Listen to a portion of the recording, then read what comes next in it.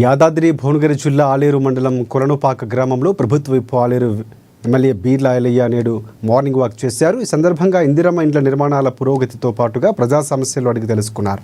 కొలనుపాక గ్రామంలో అన్ని గల్లీలు కలిసి తిరుగుతూ గ్రామాల్లో స్వయంగా సమస్యలు తెలుసుకున్నారు. ఆయన కొలనుపాక గ్రామంలోని ప్రసిద్ధి చెందిన శ్రీ సోమేశ్వర ఆలయంలో ప్రత్యేక పూజలు నిర్వహించారు. ఎవరైనా వికలాంగులు ఆర్థిక పరంగా ఇబ్బందులు ఉన్న కుటుంబాలకు మహిళా సంఘాల ఆధ్వర్యంలో చేయూతను అందిస్తూ బీర్లా ఫౌండేషన్ సౌజన్యంతో 50 బస్తాల సిమెంట్ను కూడా ఎమ్మెల్యే బీర్లా ఐలయ్య అందిస్తామని వికలాంగుల కుటుంబాలకు తెలియజేశారు.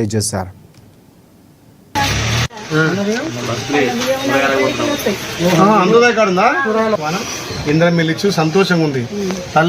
ఈరోజు ఆలయ నియోజకంలోని కొలంపాక గ్రామం, ఈ ఆలయ నియోజకంలో పెద్ద గ్రామం, సుమారు 9-10 వేల జనాభా ఉన్నటువంటి గ్రామం.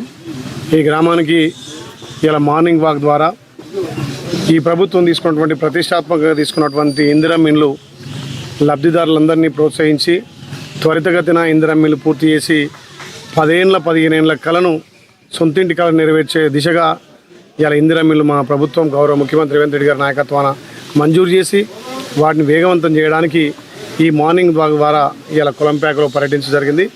సుమారు ఈ ఒక్క కొలంపాకలనే 92 ఇండ్లు శాంక్షన్ చేసినాం. దానికి గాను 75 నుంచి 80 ఇండ్లు కూడా పురోగతిలో ఉన్నాయి. ఇప్పటికే 54 ఇండ్లకు బిల్లులు కూడా పడడం జరిగింది.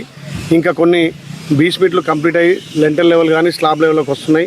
వాటందరికీ కూడా ఒక మనోధైర్యం కల్పిస్తూ సొంతింటి కళ నెరవేర్చాలని చెప్పి ప్రభుత్వం నుంచి అన్ని విధాలా సహకరిస్తూ ప్రభుత్వ ధరకే ఇసుకను కానీ సిమెంట్ కానీ సలా కానీ వాళ్ళకు అందిస్తూ ఎక్కడ కూడా ఇబ్బంది లేకుండా వాళ్ళ సొంతింటి కళ నెరవేరే విధంగా ఈ మార్నింగ్ ద్వారా ఆది సోమవారం 2 వారాలు ఒక్కొక్క గ్రామం తిరిగి ఇందిరమ్మ ఇళ్ళ ప్రోగ్రెస్ చేస్తున్నాం.